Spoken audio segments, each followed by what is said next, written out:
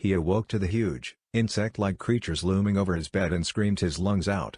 They hastily left the room and he stayed up all night, shaking and wondering if it had been a dream.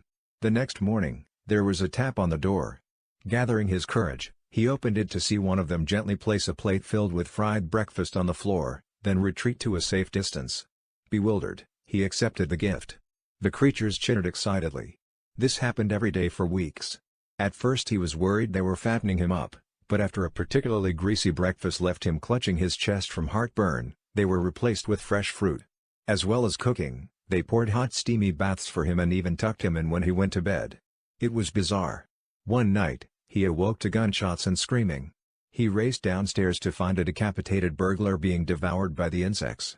He was sickened, but disposed of the remains as best he could. He knew they had just been protecting him. One morning the creatures wouldn't let him leave his room. He lay down, confused but trusting as they ushered him back into bed. Whatever their motives, they weren't going to hurt him. Hours later a burning pain spread throughout his body.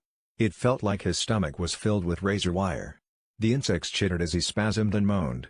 It was only when he felt a terrible squirming feeling beneath his skin that he realized the insects hadn't been protecting him. They had been protecting their young,